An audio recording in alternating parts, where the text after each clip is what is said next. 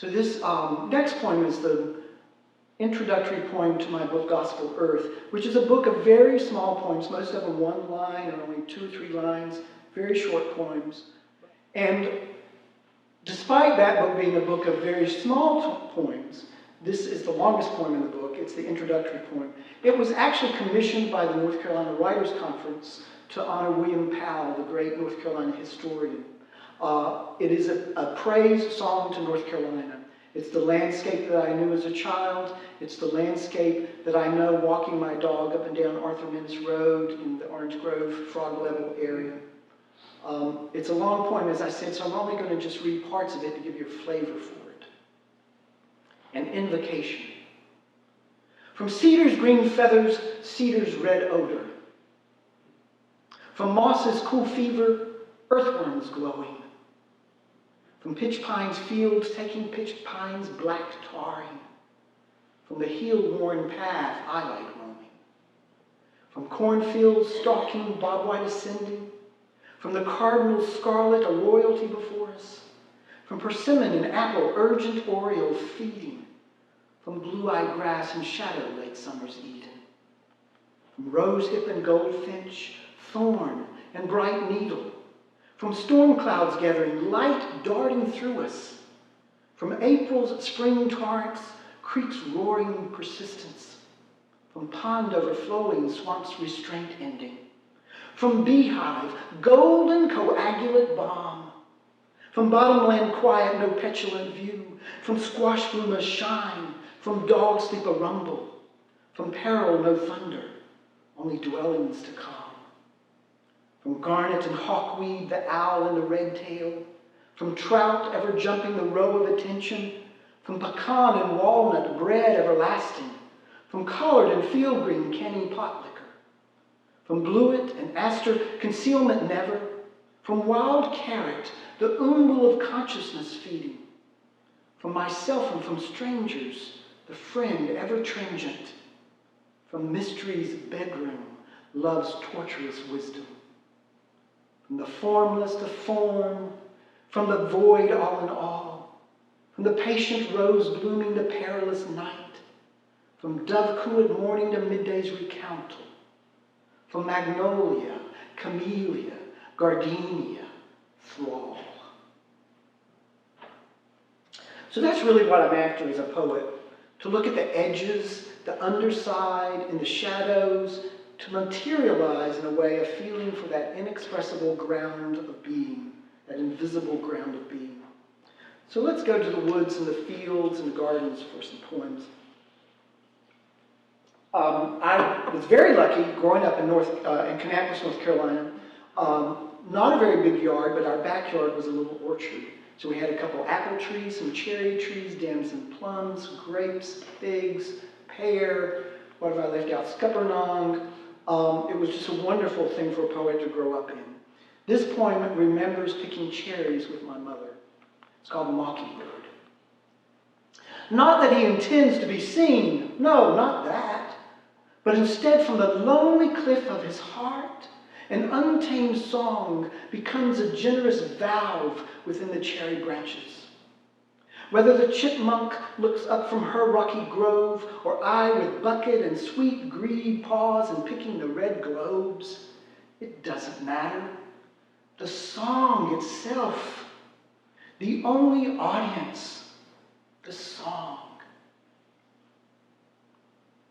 So, a decade and a half later, I'm walking through a crabapple orchard in the mountains of North Carolina at the estate of Jonathan Williams, who was my primary mentor in poetry.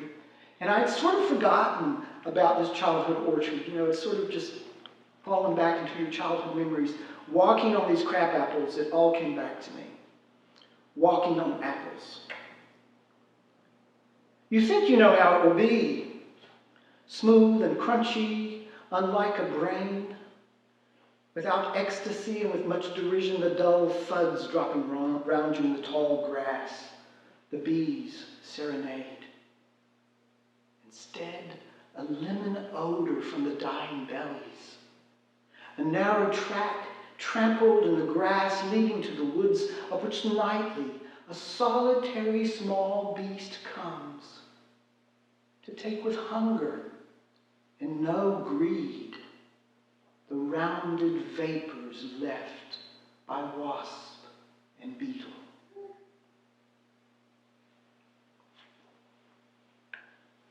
Here are 2 poems about birds' nests that were lost in the garden. The Goodbye Nest. This day the orphaned wren's eggs laid to rest. The rest, nest and rumble, tossed to wind in the rim of creeping cedar back of the house. All is not lost. Bluebird, come again to the fastened box under the poplar where lay scattered green and orange tulips. The blues you've both given me.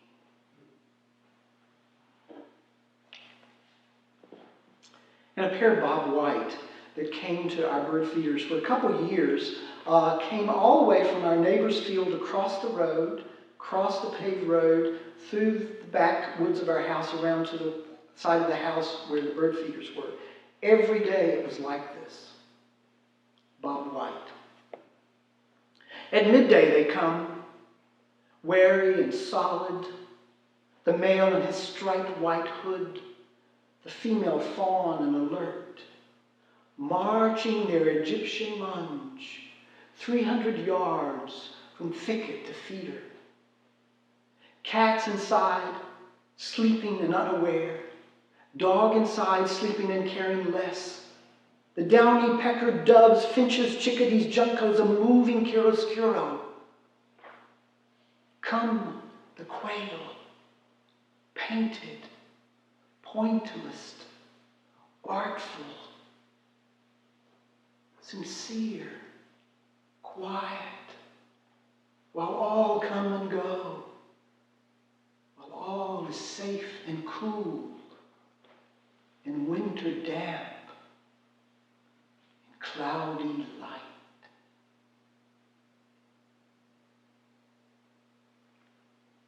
Two poems from a little book called Visions of Dame Kind.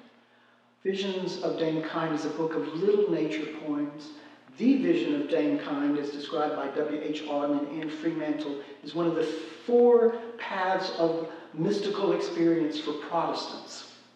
The vision of Dame Kind being Mother Nature, Dame Kind, Dame Kind. What happens is the mystic, and in this case the poet, is totally absorbed into the natural world and vanishes. So these are the 2 thematic poems from that book. This is called Findings. I took the apple from where it fell and went down under the grass, under the pasture's last wave of goldenrod light, where the mole's inner sanctum lies, and the apple seed is a bead of sweat in the cool earth. I found there the sun, and the third thing.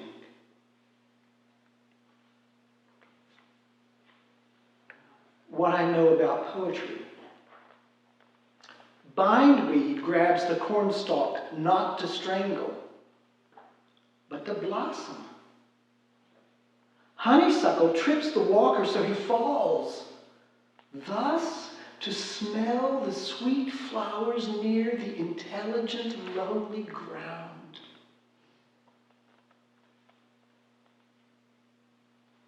This is the introductory poem to what ostensibly is my second book, The Fountain. So again, probably written as a 20-year-old. It's called The Song. There is a song inside of me. It is white and bright like a bird at its moorings. It is black and sad and will not break. I will not give it to the Puritans. There's a song inside of me. What a color it has. I have its color. Violet, violet, black and sad. How richly I will sing it.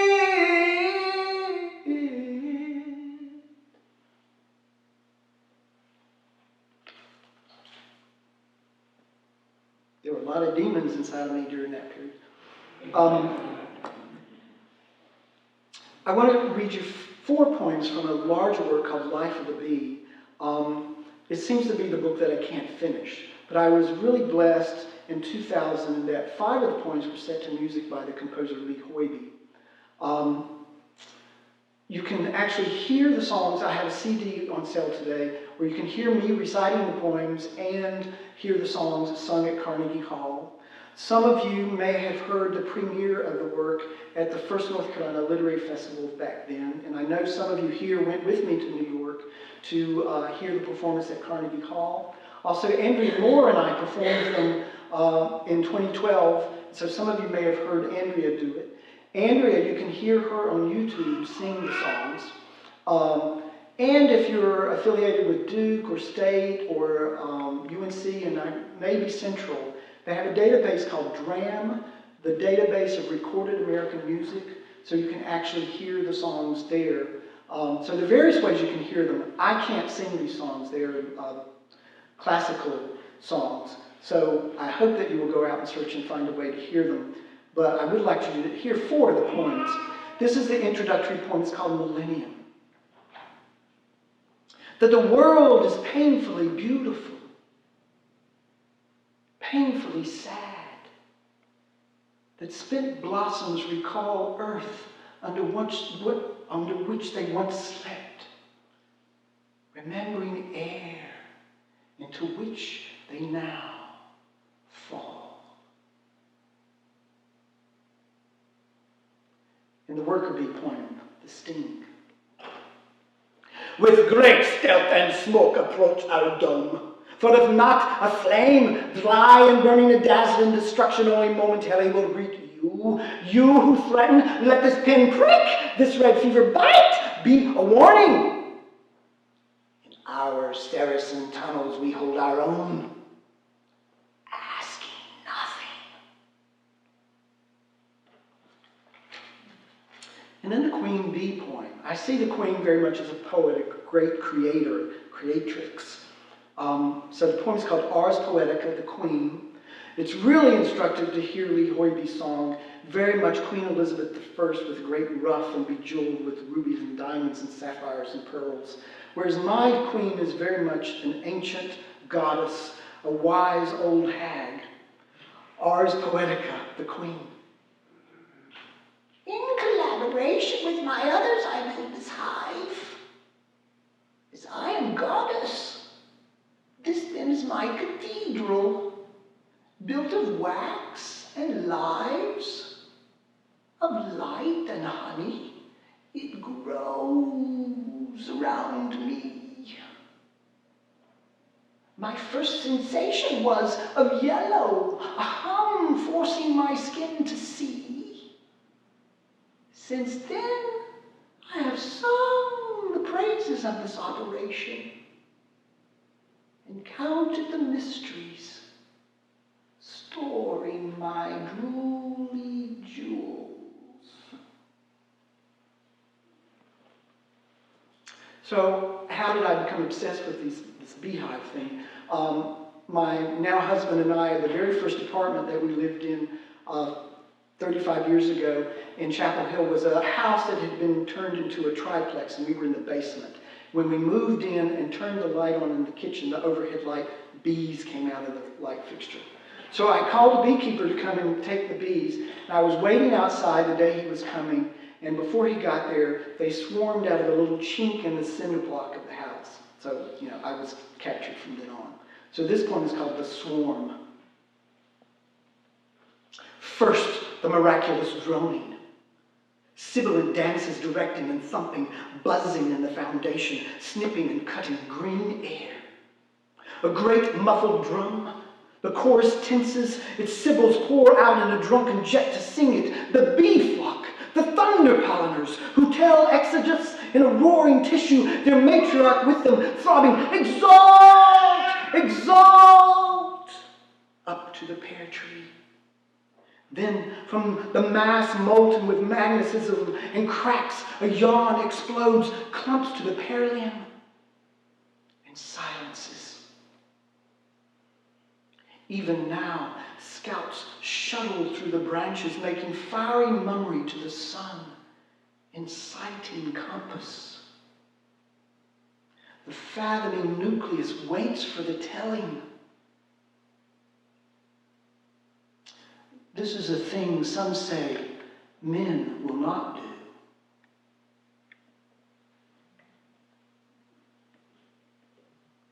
do. No better. This is the meeting of a copperhead in the creek bed in the woods behind my house. It's interesting to me that it's really about only in the Christian tradition that the snake is sort of considered evil. In almost every other tradition of mythology, the bringer of wisdom is considered a great gift to humankind.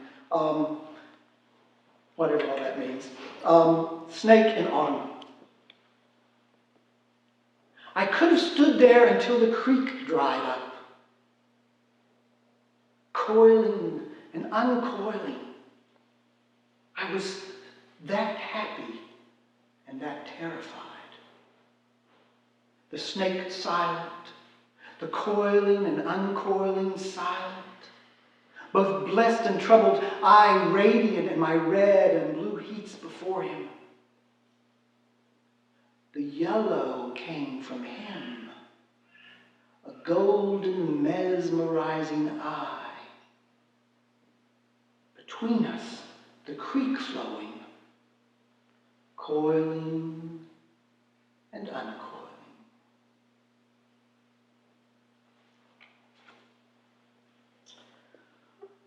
Some years ago, John Menapace, the photographer, gave Stanley and myself a box of Turkish Delight as a wedding anniversary present. I think it was like our 20th anniversary.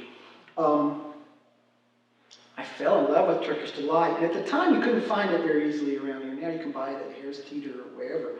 So I was sitting in the Arboretum at UNC where I frequently had lunch when the weather was good. High summer, really wishing that I had some Turkish Delight. The man who ate butterflies. You wouldn't think he would do such a thing in public in front of children or even dogs who've been known to eat wasp are always embarrassed. But he cannot stop himself. To imagine the sweet nectar stolen by the proboscis, the cool air between the wings, the colored dust, he thinks, Turkish Delight. Yum, yum. Before you know it, he's grabbed the poor thing and swallowed. He likes flowers, and so spends many afternoons visiting gardens. So we should appease the spirits when we make these sacrifices. This is a poem called The Crab King. For a number of years, we would go down to the Trent River in New Bern with our friend Pat Owens. She had a house there, and I learned to crab. And I got really good at it. So one day, we had a stainless steel pail about this big. It was full to the brim with crab. They wanted to play cards. They played cards. We went to town. We came back. They played some more cards before they cooked the crab. Well, we were sitting there. They were playing cards. I was sitting in the living room with our dog then, and I noticed that he was looking at the kitchen door going, got up, and the biggest crab had gotten out of the pail, and just like at the fair with the little ducks going, you're trying to shoot duck, he was going like this, and the dog was going like this. So, of course, I threw him back in the water. The next morning, he was the first crab I caught. I'm sure it's the same crab, so we ate him that day. So I had to do this poem just for him. The Crab King. It's not greed that demands that I should catch you, but the goddess who decrees that we should eat. That each of us at one time or another under the silver sun will give up the self so another might live. You outfox me again and again, sleazy pigtails sullying the water with their salts. One feather floating above you, offered as a barge. What can I give you as fair exchange? Eye for eye? Tooth for tooth? Or simply praise song in these words which sacrifice too, saith the Lord, as my body continues browning under summer's lamp, and the light goes out of you, entering me with atoning claws. My promise? To live, no longer crawling along the dirty, sanded bottom, but up in the light, where the skin peels, where the spirit has a house.